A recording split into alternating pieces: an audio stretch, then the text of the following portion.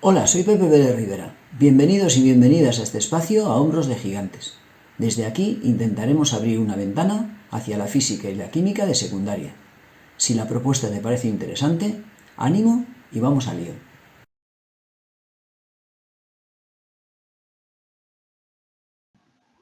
Vamos a estudiar para el curso de segundo de bachillerato una aplicación de la tercera ley de Kepler dentro del tema de campo gravitatorio. Recordemos que la tercera ley de Kepler establecía que los cuadrados de los períodos de los planetas eran proporcionales a los cubos de los semiejes mayores de la elipse. En un vídeo anterior, que recomiendo que veas si no lo hiciste, demostramos cómo esa proporción entre el cuadrado del período y el cubo del semieje mayor era 4pi cuadrado partido gm, siendo g la constante de gravitación universal y m la masa del cuerpo celeste que crea el campo alrededor del cual están orbitando los planetas cuando hablamos del sistema solar o los satélites que lo hacen en torno a algún determinado cuerpo celeste genérico. De aquí podemos ver cómo el cuadrado del período del planeta en relación con el cubo del semieje mayor es constante, o lo que es lo mismo, el cuadrado del período es una constante que multiplica a r al cubo. Esto supone que no hay una proporcionalidad directa entre t y r, pero sí hay una proporcionalidad directa entre la magnitud t cuadrado y la magnitud r cubo. Es decir, cuando representamos gráficamente t cuadrado frente a r cubo, vamos a llevar al eje de ordenadas, al eje vertical, la magnitud t cuadrado y al eje de abscisas, al eje horizontal, la magnitud r cubo. En esta situación, cuando representamos y igual a una constante por x, lo que obtenemos es una recta que pasa por el origen como corresponde a una función de proporcionalidad directa. De manera que si representamos t cuadrado en el eje de ordenadas, en el eje de las y, en el eje vertical, y r cubo en el eje de las x, en el eje de las abscisas, obtenemos una gráfica que corresponde a una línea recta en la cual la pendiente es 4pi cuadrado partido gm. Si la representación gráfica la efectuamos de manera que llevamos al eje vertical r cubo y al eje horizontal t cuadrado, observa que la expresión que tenemos es la inversa de la que obteníamos en el caso anterior. Si t cuadrado partido r cubo es 4pi cuadrado partido gm, si invertimos el término de la izquierda, se invertirá también el término de la derecha, con lo cual r cubo partido t cuadrado será gm partido 4pi cuadrado. De esta manera, r cubo partido t cuadrado es una constante, que va a ser justamente la constante inversa al caso anterior. Y cuando llevamos ahora r cubo al eje vertical, al eje de ordenadas, y t cuadrado al eje horizontal, al eje de abscisas, obtenemos una situación muy parecida a la anterior, pero ahora observa que la pendiente de la recta es justamente la inversa. Si antes era 4pi cuadrado partido gm, ahora va a ser gm partido 4pi cuadrado. Ten en cuenta que ahora quien llevamos al eje de ordenadas es r cubo y quien llevamos al eje de abscisas es t cuadrado. En esta situación, la pendiente es el coeficiente de la variable que llevamos al eje de abscisas, es decir, de las x, en nuestro caso del t cuadrado, que es justamente gm partido 4pi cuadrado. Por tanto, podemos representar o bien t cuadrado frente a r al cubo, tal como tenemos a la izquierda, pero también podemos representar r cubo frente a t cuadrado, tal como tenemos a la derecha.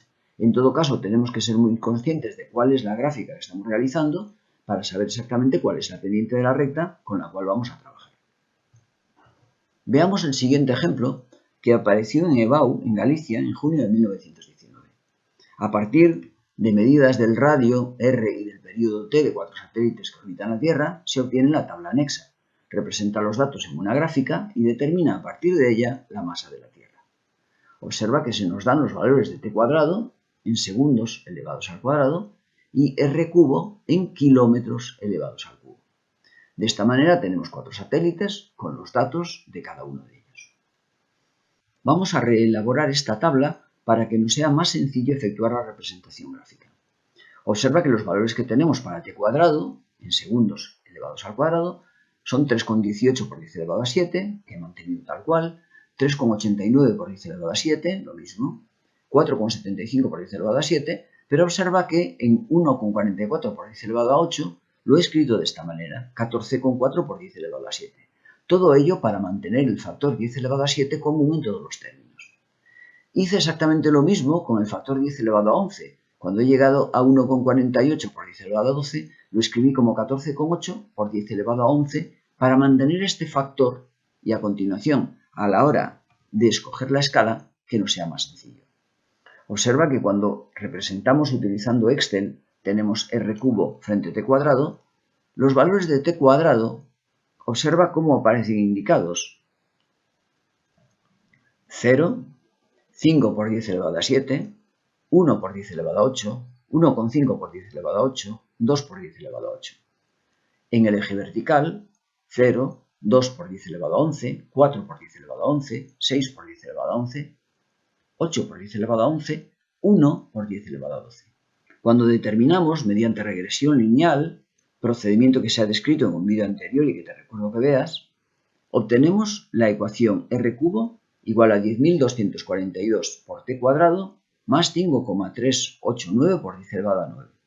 Observa cómo los valores que tenemos representados en el eje horizontal son, partiendo de 0, 5 por 10 elevado a 7, 1 por 10 elevado a 8, 1,5 por 10 elevado a 8, 2 por 10 elevado a 8.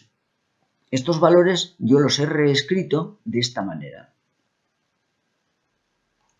0 por 10 elevado a 7, 5 por 10 elevado a 7, 10 por 10 elevado a 7, que es 1 por 10 elevado a 8, 15 por 10 elevado a 7, que es 1,5 por 10 elevado a 8, 20 por 10 elevado a 7. De esta manera, observa que manteniendo el factor 10 elevado a 7 en todos los casos, los valores que voy a representar son 0, 5, 10, 15 y 20. Y observa que los valores de t cuadrado presentan en todos los casos el factor 10 elevado a 7, con lo cual representaremos 3,18, 3,89, 4,75 y 14,4. Todos ellos por 10 elevado a 7, tal como rezan en la escala. Si nos vamos al eje vertical, observa que tenemos la misma situación. Representaríamos 3,29, 4,05, 4,93, 14,8, todo ello por 10 elevado a 11. Con lo cual en nuestra escala nos interesa escribir todos los valores con ese factor 10 elevado a 11. De manera que 1 por 10 elevado a 12 lo voy a escribir así, 10 por 10 elevado a 11. 1,20 por 10 elevado a 12, 12 por 10 elevado a 11. Aquí tenemos el 14, el 16, con lo cual, obviando el factor 10 elevado a 11 en todos los casos, en nuestra escala tenemos 0, 2, 4, 6, 8, 10, 12, 14 y 16. Y los valores que hay que representar serían 3,29, 4,05, 4,93, 14,8. De esta manera resulta mucho más fácil realizar la gráfica.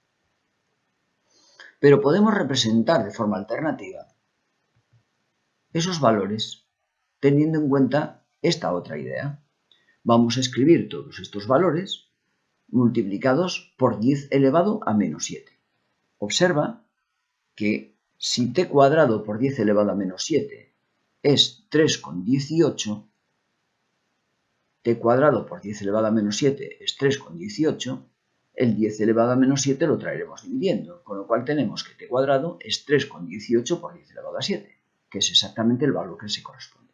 Es decir, cuando tenemos un factor con estas características en una tabla, podemos llevar el factor 10 elevado a menos 7, en nuestro caso, a la cabecera y así representar solamente la mantisa del término exponencial, lo cual nos llevaría a 3,18 por 10 elevado a 7, 3,89 por 10 elevado a 7, 4,75 por 10 elevado a 7 y 14,4 por 10 elevado a 7, que es 1,44 por 10 elevado a 8. Exactamente lo mismo con el factor 10 elevado a 11. Si lo llevamos a la cabecera como r cubo por 10 elevado a menos 11, solo representamos la mantisa, siendo el término exponencial en todos los casos 10 elevado a 11. De esta manera representamos gráficamente estos valores que tenemos aquí. Es importante que a la hora de determinar la recta de regresión tengamos en cuenta que lo que estamos llevando al eje vertical no es r cubo, sino que es r cubo multiplicado por 10 elevado a menos 11. Exactamente lo mismo ocurre con el eje horizontal. no llevamos t cuadrado, llevamos t cuadrado por 10 elevado a menos 7, con lo cual observa que para obtener la misma ecuación que teníamos antes, basta con multiplicar toda la expresión por 10 elevado a 11, con lo cual este término desaparecería, nos quedaría r cubo. Al multiplicar por 10 elevado a 11, dado que tenemos aquí un término 10 elevado a menos 7, el resultado sería multiplicar por 10 elevado a 4, con lo cual obtendríamos el mismo término que teníamos en el caso anterior, multiplicando t cuadrado, y exactamente lo mismo ocurriría al multiplicar por 10 elevado a 11 el término independiente, obteniendo 5,389 por 10 elevado a 9, exactamente igual que antes. Por tanto, podemos utilizar cualquiera de los dos procedimientos. O bien trabajamos directamente con las escalas tal como hacíamos antes, contemplando el factor 10 elevado a 7 en el eje horizontal y el factor 10 elevado a 11 en el eje vertical, o bien, si preferimos trabajar de esta manera, no olvidemos que lo que llevamos a los ejes son r cubo por 10 elevado a menos 11, eje vertical, eje de ordenadas, t cuadrado por 10 elevado a menos 7, eje horizontal, eje de abscisas.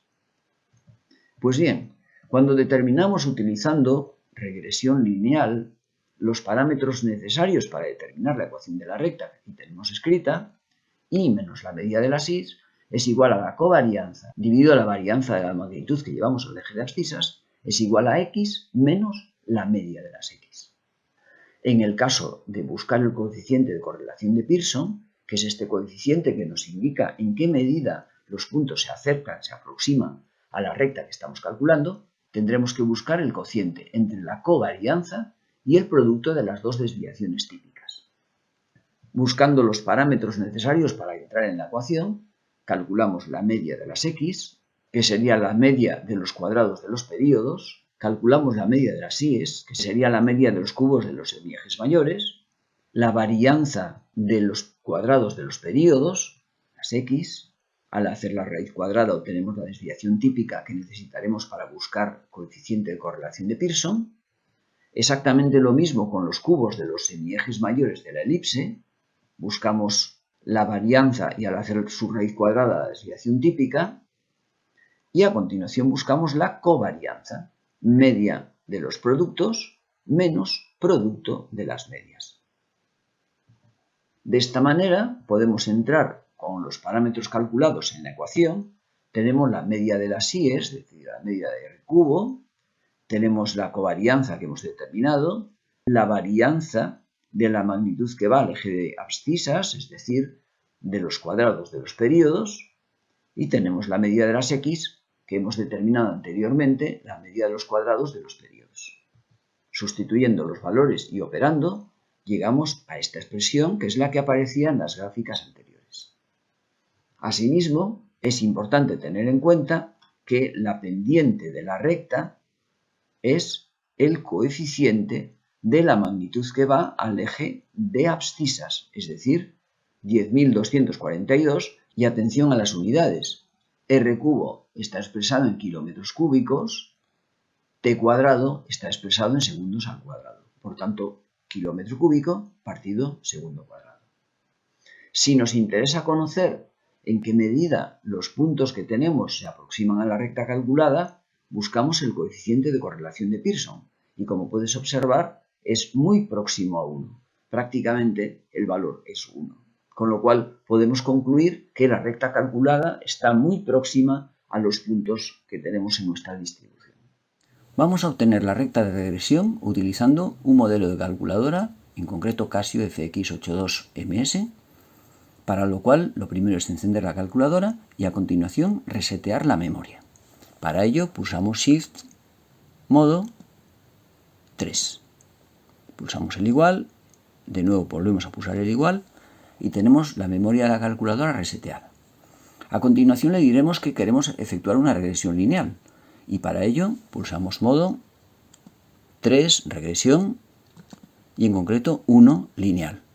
Podemos hacer otro tipo de regresiones que no nos interesan en este momento. Y a continuación podemos introducir los datos. Para ello, introduciremos el valor de la abscisa primero, en nuestro caso t cuadrado, y a continuación de la ordenada, es decir, r cubo, separados por la coma que aparece en esta posición.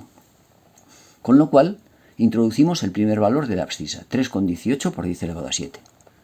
3.18 por 10 elevado a 7. Pulsaremos la coma y a continuación la ordenada. 3,29 por 10 elevado a 11. 3,29 por 10 elevado a 11. Dado que tenemos el primer punto, a continuación pulsaremos m+.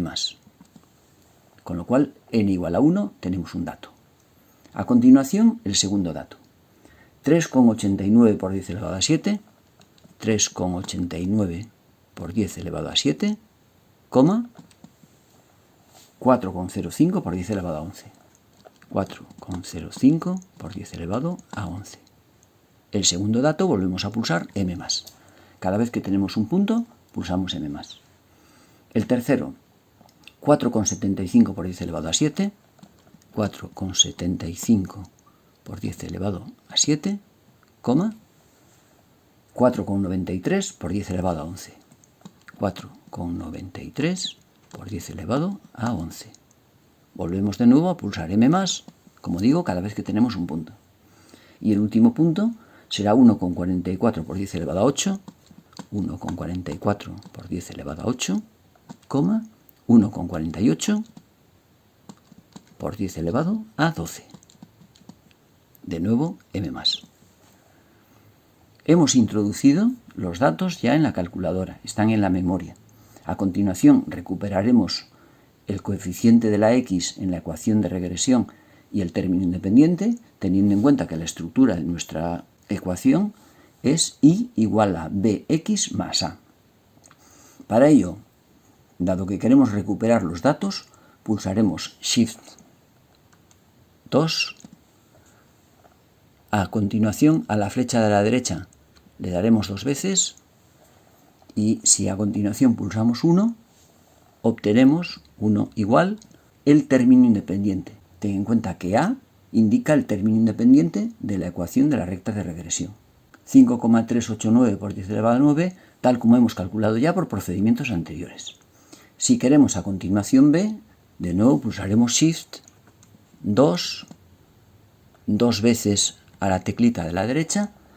Para ahora, si queremos b, pulsaremos 2, igual, y ahí tenemos el 10.241,9, redondeando 10.242, tal como obtuvimos por procedimientos también anteriores.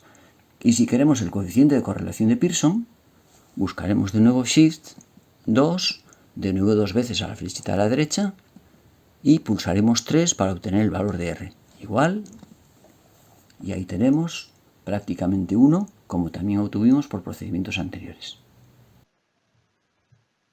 Hemos entrado en la ecuación para determinar la ecuación de la recta, hemos efectuado los cálculos y hemos obtenido R cubo igual a 10.242t cuadrado más 5,389 por 10 elevado a 9. De aquí sacamos el valor de K, la pendiente de la recta.